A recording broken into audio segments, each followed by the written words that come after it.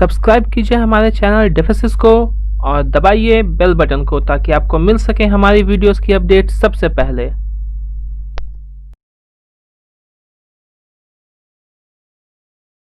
India and Indonesia agreed to expand cooperation in the defense sector, including industry and technology sharing.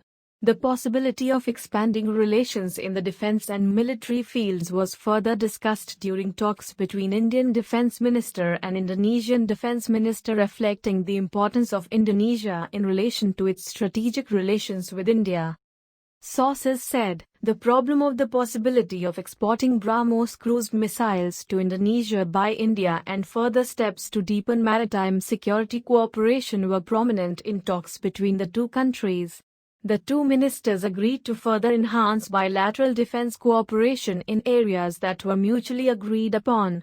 The potential for cooperation in the defense industry and defense technology sectors was also identified by the two countries, the Ministry of Defense said in a statement. India and Indonesia have strong cooperation in the defense and security sector. The two countries signed a new defense cooperation agreement in 2018 during Prime Minister Narendra Modi's visit to Indonesia. The pact aims to reflect increased relations between the two countries for a comprehensive strategic partnership.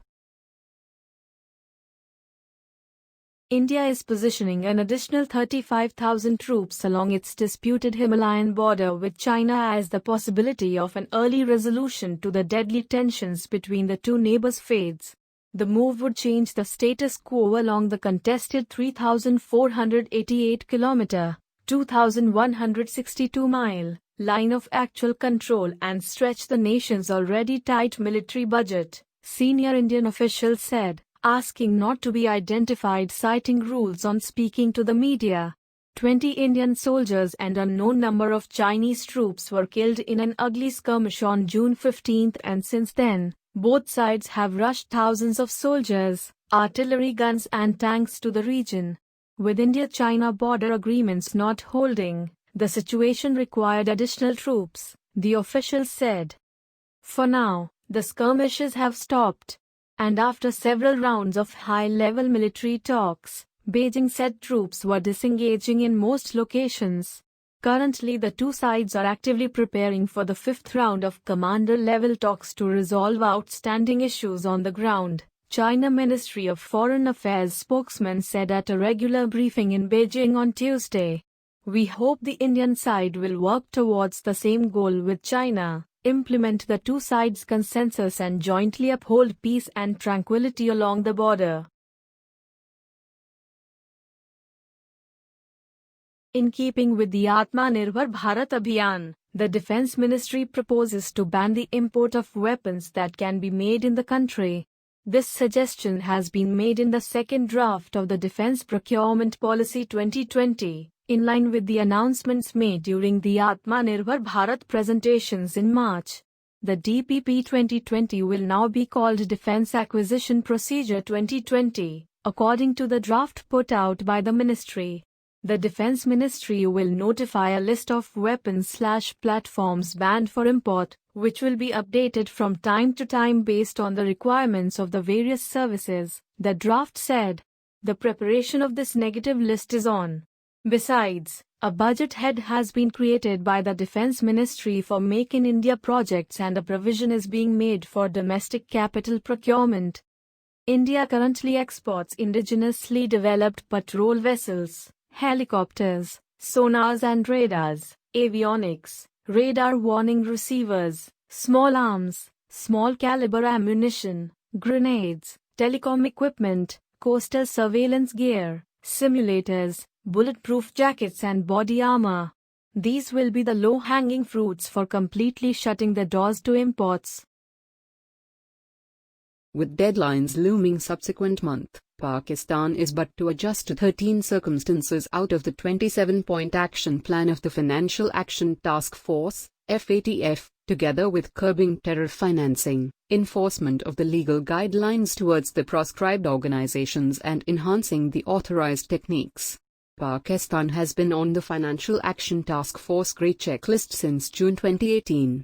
Pakistan Financial Monitoring Unit Director General Umar Farooq instructed the National Assembly Standing Committee on Finance on Tuesday that the nation continues to be absolutely compliant on 14 out of the 27-point action plan and mentioned it should submit an implementation report on the remaining factors within the subsequent 8 days, reported Express Tribune. According to Dawn, Islamabad additionally has to adjust to 30 suggestions of the Financial Action Task Force.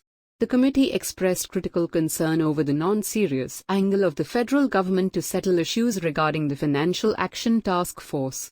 The Imran Khan-led authorities on Tuesday got here beneath extreme criticism from the National Assembly's Standing Committee on Finance and Revenue led by MNA Fazlullah of the PTI for squandering precious time of the nation without making tangible progress. India has asked Nepal to prevent its citizens from illegally visiting the Indian territories of Kalapani, Limpiadora, Lipulekh, and Gunji, according to local media reports here. In a letter to the Nepali administration, an Indian official earlier this month said that Nepalese people in groups wanting to illegally enter into these Indian regions would create problems for both the countries. The Deputy District Commissioner, Dharchula, Pithoragarh district in Uttarakhand, Anil Shukla, in his letter dated July 14 also urged the Nepali authorities to share information with the Indian authorities about such activities, the Himalayan Times reported. India has termed as untenable the artificial enlargement of the territorial claims by Nepal. The India-Nepal bilateral ties came under strain after Defence Minister Rajnath Singh inaugurated an 80 km long strategically crucial road connecting the Lipulekh Pass with Dharchula in Uttarakhand on May 8. Nepal reacted to the inauguration of the road claiming that it passed through Nepalese territory. India rejected the claim asserting that the road lies completely within its territory. According to media reports, the Indian Air Force and Defence Ministry have asked France and Dassault Aviation to deliver 5 more Dassault Rafale by end of this year. Preferably the next batch of 5 Rafale will come by October later this year, which will be part of the number 101 Squadron, Falcons, which will be the second squadron of Dassault Rafale will be stationed at Hasimara base in West Bengal. The IAP spent around 400 crore to develop the required infrastructure like shelters, hangars, and maintenance facilities at the 2 bases. 17 Golden Arrows Squadron, which received the first 5 Rafale and is stationed at IAP Sambala Air Base and will get 5 more Rafale in 2021 and 8 more by 2022, but the delivery schedule might be pushed early due to border tensions. Hasimara base is located strategically near the Indo-Bhutan border. It is also the closest Indian air base to the Chambi Valley, the tri-junction between the Indian state of Sikkim, Bhutan, and the Tibet Autonomous Region. Hasimara base had a squadron of MiG and MiG-27 before it was phased out in 2018-19. 101 Squadron was formed with a specific role of photo reconnaissance and was equipped with MiG-21M.